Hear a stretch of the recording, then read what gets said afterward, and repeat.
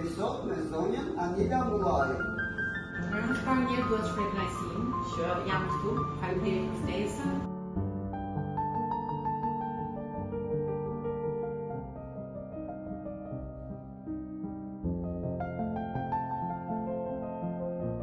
Dhe babave të cilët ndoshta nuk mund të sajnë të prava, të kenë mundësi që të lexojnë fëmijëve të tyre këto prava që unë kisha krijuar për djalin tim. Dhe kështu lindi dëshira për të shkruar. Pra si fillim, pra do shkruan për djalin tim. Më pas, siç unë kam shkruar në faqen e parë të librit, ata janë për të gjithë fëmijët. Dhe është një libër shumë i bukur.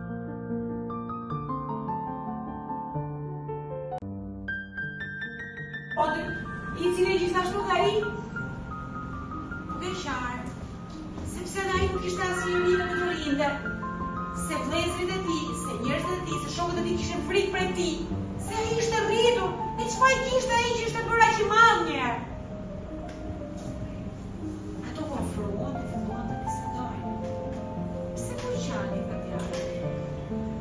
Ti pse po qani këta? Dhe filluan të tregojnë problemet e tyre. Na mësojnë çfarë duhet ta duan njëri tjetrin, ta respektojnë njëri tjetrin.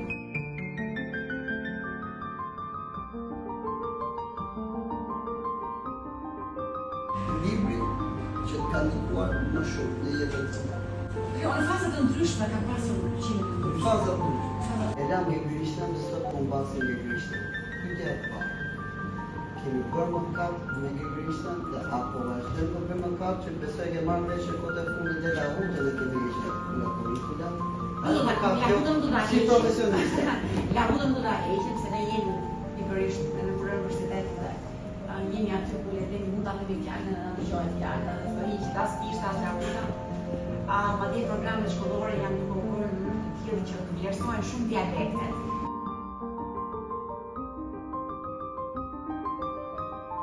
Çdo adhurues i letërsisë besoj se ka një pemë të fshehur, që letërsia shqipe, gjuha shqipe, që është perlë, ka shumë perla brenda saj, nuk ka një numër. Në përgjithësi njerëzit thonë jo se shkrimet janë të rëndësishme, po janë të rëndësishme. Unë e di shumë mirë që ka libra të cilat nuk kanë fituar asnjë çmime dhe janë libra shumë të mëdhenj. Ka shumë libra që nuk kanë fituar çmimin Nobel.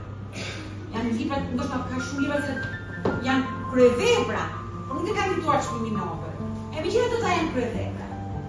Pra nuk mund të them dot që një çmim e bën një libër kryevepër. Jo. Por çmimet janë prapë të rëndësishme.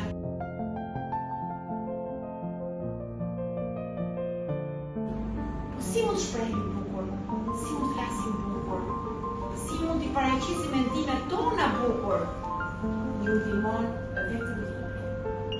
Edhe imagjinatën madje do ta kemi më të bukur.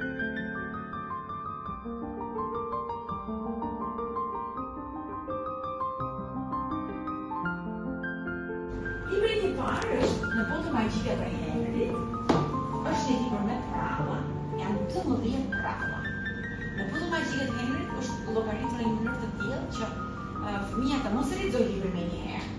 Po ta lexojë një prapë, ta lexojë një javë, një prapë, ta lexojë javën tjetër.